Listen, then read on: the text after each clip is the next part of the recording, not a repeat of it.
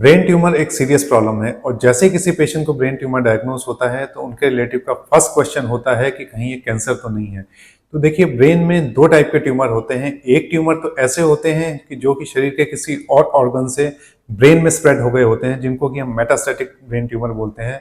और इसमें most common lungs से, किडनी से, लीवर से, थायराइड से या ब्रेस्ट से जो ट्यूमर्स हैं वो ब्रेन में स्प्रेड हो गए होते हैं।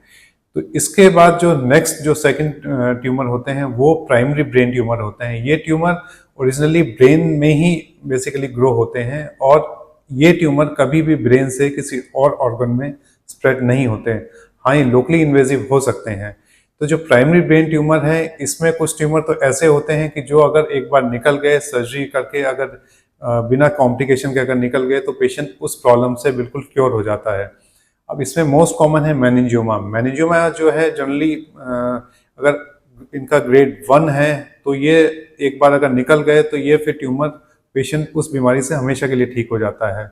जो हाई ग्रेड 2 या ग्रेड 3 के जो मेनिंजियोमा होते हैं वो कई बार लोकली रिकर कर सकते हैं। इसके अलावा जो ग्लायोमा और खासकर जो ग्लायोब्लास्टोमा मल्टीफॉर्मी है, जो ग्रेड 4 ब्रेन ट्यूमर हैं, ये ट्यूमर भी कभी भी ऐसा नहीं होता है कि ये ब्रेन से दूसरे ऑर्गन में स्प्रेड कर जाए, तो इसको हम कैंसर नहीं बोल सकते। हाँ, ये उसी रीजन पे बार बार जरूर आ सकते हैं।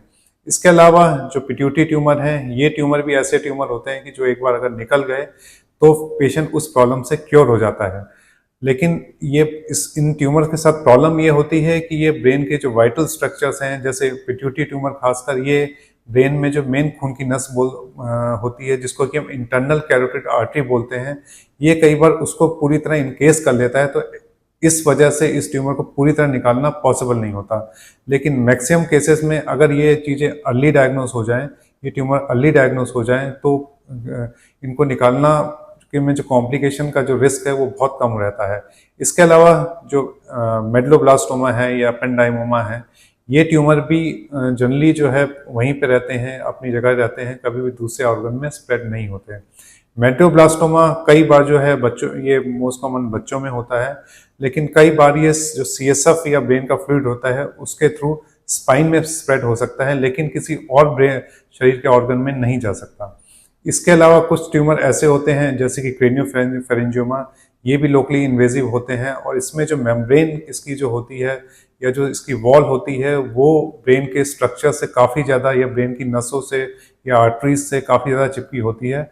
उस केस में उसको पूरी तरह निकालना पॉसिबल नहीं हो पाता और कई बार ये दोबारा ग्रो कर जाते हैं। लेकिन मैक्सिमम केसेस में इस टाइप के ट्यूमर हम सेफली पूरी तरह निकाल सकते हैं। इसके अलावा एक और टाइप के ट्यूमर होते हैं जिनको कि हम एपिडर्माइड बोलते हैं, जो हालांकि ब्रेन ट्यूमर नहीं है लेकिन बिहेव ये ब्रेन ट्यूमर की तरह ही करते हैं, क्योंकि ये दोबारा अगर पूरी तरह नहीं निकलते तो ये दोबारा आ जाते हैं।